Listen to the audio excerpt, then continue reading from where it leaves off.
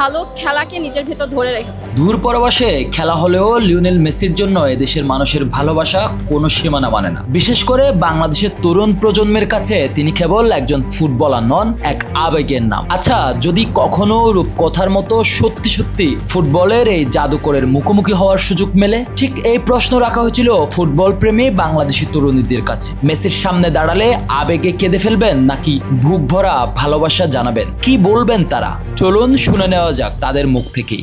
ভাইয়া ওইটা বলে বোঝানো যাবে না ভাইয়া, কারণ মেসির মতো ফ্যান ভাইয়া, স্বপ্ন ভাই স্বপ্ন।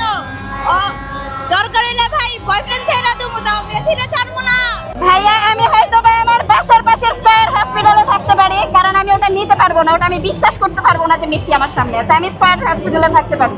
আমি আসলে মেসির কাছ থেকে আলাদা করে এই যে স্ট্র্যাটেজিক যে মেনটেন করে বা এত বছর ধরে সে যে নিজেকে মেনটেন করেছে সব কিছুর জন্য, এই টিপসগুলো নিব যে সে কিভাবে এত বছর পর্যন্ত ভালো খেলাকে নিজের ভেতর ধরে রেখেছে। প্রথম দেখায় তো আমি তো অবাক হয়ে যাব। আর আমি বলবো যে I am sister from Bangladesh, let's do flag dance. কারণ ফ্ল্যাগ ড্যান্স করি, ফ্ল্যাগ ড্যান্সের মাধ্যমে আমি রিপ্রেজেন্ট করতে চাই আর্জেন্টিনা বাংলাদেশের যে একটা ফ্রেন্ডশিপ, সেই বন্ধনটাকে ফ্ল্যাগ ড্যান্সের মাধ্যমে রিপ্রেজেন্ট করতে চাই, সেটাই বলবো। এটা কখনোই হবে না, আর আমি ঘুমায় ঘুমায় স্বপ্ন দেখতে পছন্দও করি না।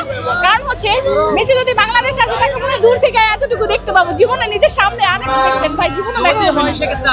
আর যদি হয় সেক্ষেত্রে অবশ্যই হচ্ছে তার সাথে আগে একটা সেলফি তুলবো, তারপরে হচ্ছে আমার মানে জার্সিতে হচ্ছে তার একটা অটোগ্রাফ নিব, আর তাকে শুভকামনা জানাবো যাতে সে লিভ না নেয়, সে যাতে থাকে। আলবিসেলেস্তাদের 10 নম্বর জার্সিতে বুথ গোটা বাংলাদেশ।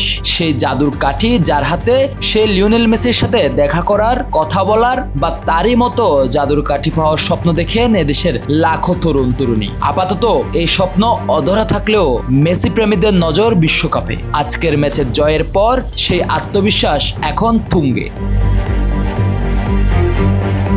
আজহার মাহমুদ, প্রতিদিনের বাংলাদেশ।